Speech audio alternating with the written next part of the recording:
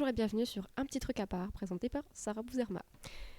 Bien sûr, il y a quelqu'un d'autre, c'est Sarah Bouchiki qui va vous présenter quelque chose dont elle a envie de parler. Bonjour à tous, je me présente, je m'appelle Sarah, comme l'a dit Sarah. Et je suis cinéphile depuis toujours. Et oui, comment peut-on passer à côté du merveilleux 7e art? Aujourd'hui, j'ai décidé de vous parler des Césars 2026. Tout d'abord, qu'est-ce que les Césars? Eh bien, les Césars du cinéma sont des récompenses cinématographiques créées en 1976 et remises annuellement à Paris par l'Académie des arts et techniques du cinéma. Décernées à des professionnels du 7e art dans diverses catégories, pour honorer les meilleures productions françaises, bien qu'elles soient toutes excellentes, selon moi.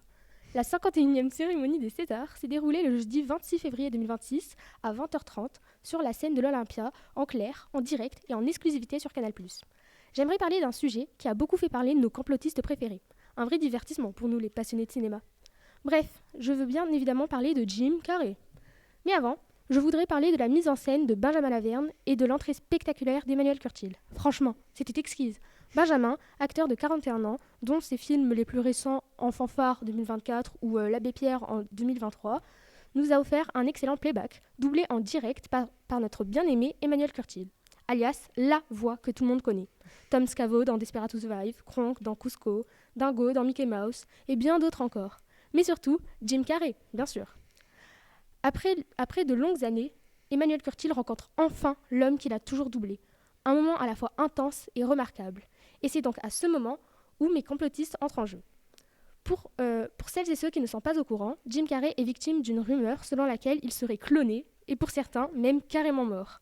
Je vais vous citer quelques preuves, entre guillemets, de comme quoi il est cloné, et en parallèle, je donnerai les réponses que j'ai trouvées. Puis, je vous donnerai mon ressenti. Alors, preuve numéro 1. Il a de base les yeux marron clair, et là, il est soudainement passé au vert. En réponse, la lumière des projecteurs plus des caméras ont légèrement coloré ses yeux. Preuve numéro 2, il n'aime pas ce genre d'événement. En réponse, c'était prévu depuis longtemps qu'il y assiste, et puis une fois de temps en temps, ça ne fait pas de mal. Preuve numéro 3, il n'a pas du tout le même humour. En réponse, il était juste fatigué. Bon, un débat pas très productif, aucune source, que des ragots.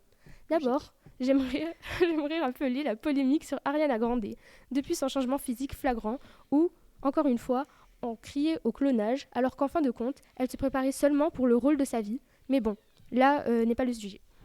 Euh, je ne saurais pas vraiment choisir de camp, bien que je ne sois pas totalement convaincue par leurs preuves. Mais j'aimerais quand même rappeler que l'humain vieillit et que par conséquent notre visage change et notre façon d'agir tout simplement. D'ailleurs, il y en a même certains qui ont crié à la chirurgie. Mais bon. J'ai cependant une piste concernant le clonage. Si ça avait été le cas, pourquoi le changement serait si flagrant? La seule raison pourrait être pour le buzz, mais comme je l'ai dit précédemment, Jim Carrey n'est pas trop dans ça. Et aussi, si c'était vraiment le cas, je vous avoue que j'aurais énormément de peine pour Emmanuel Curtil, qui rencontre enfin l'homme qu'il a doublé et qui n'est en fait pas lui.